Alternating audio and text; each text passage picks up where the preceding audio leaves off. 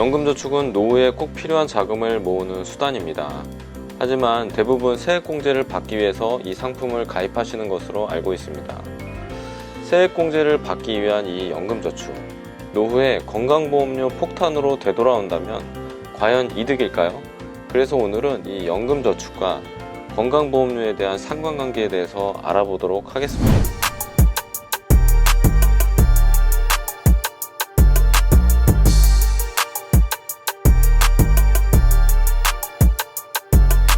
안녕하세요. 돈과 경제 이야기를 하는 돈코노미 정팀장입니다.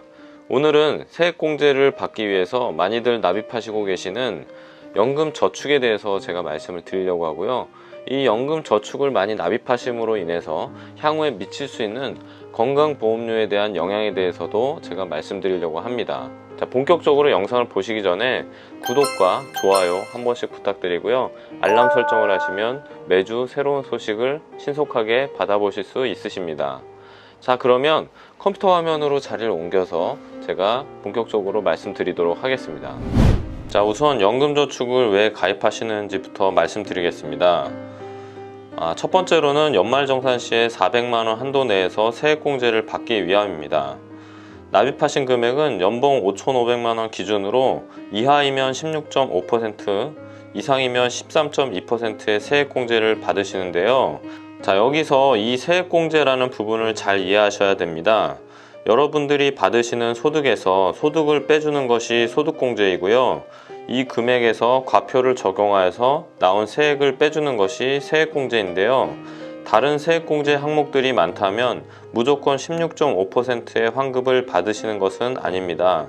그래서 이 부분은 잘 확인하시고 어느 정도 공제를 받으시는지 따져보셔야 할 것 같습니다. 자, 두 번째로는 노후에 은퇴자금을 쓰려고 가입하는 것입니다.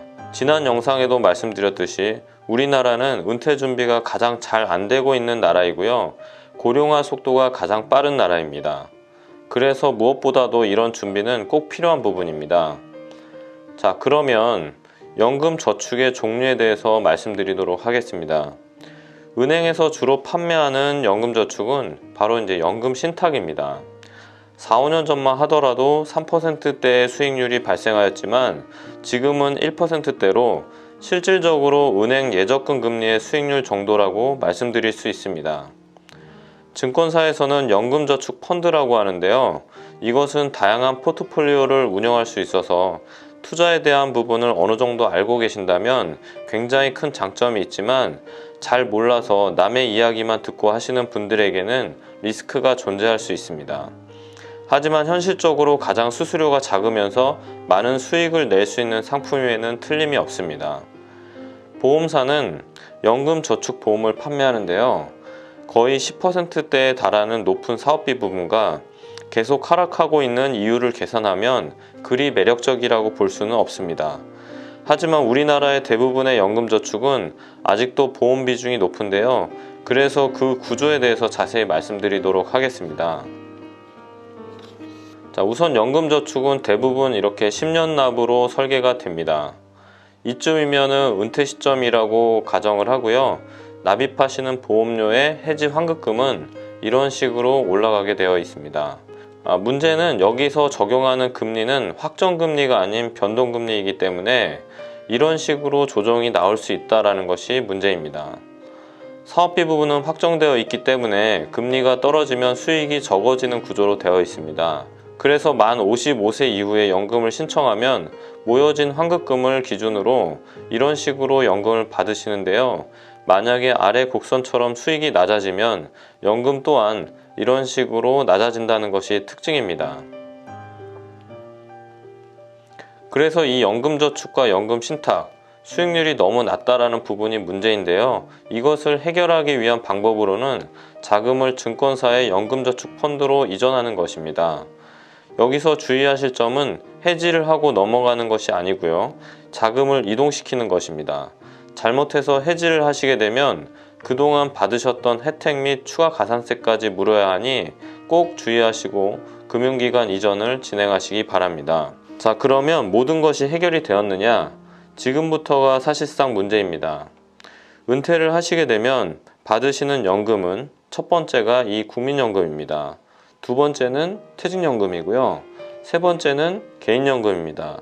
이 개인연금 부분이 지금까지 말씀드렸던 바로 이제 연금저축에 해당하고요.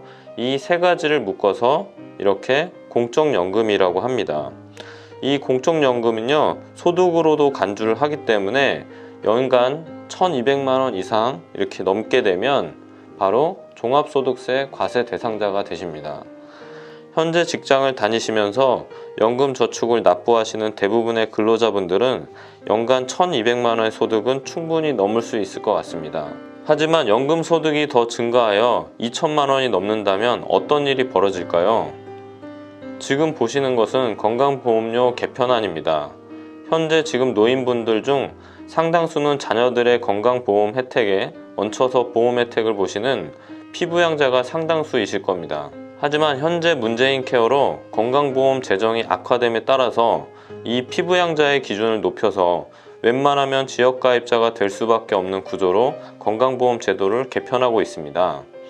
단계별로 바뀌지만 2022년 7월 기준으로 3단계까지 개편이 되면 연소득 2천만 원이 되더라도 건강보험료 납부를 하셔야 하는 지역가입자가 될 수밖에 없는 구조입니다. 자, 그러면 현재 이런 식으로 되어 있는 직장가입자, 지역가입자, 피부양자의 구조가요, 이런 식으로 피부양자는 줄어들 수밖에 없고요, 지역가입자는 이렇게 늘어날 수밖에 없습니다. 그러면 결국 대다수의 노인들이 건보료를 내어야 한다는 것인데 과연 얼마를 낼지 계산을 해보도록 하겠습니다.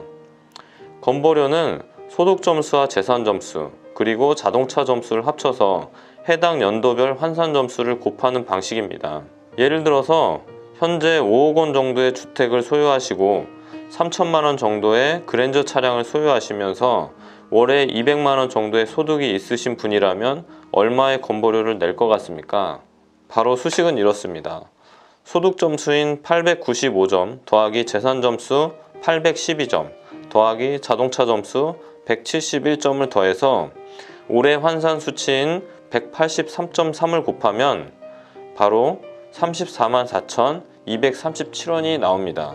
자, 환산 수치는 계속 증가하고 있는 추세라서 여러분들이 노후 시점이 되는 그때쯤이면 훨씬 더 증가할 것으로 예측되고 있습니다. 자, 그래서 결론적으로 오늘 제가 말씀드린 부분을 다시 한번 정리하고 해결책을 드리도록 하겠습니다.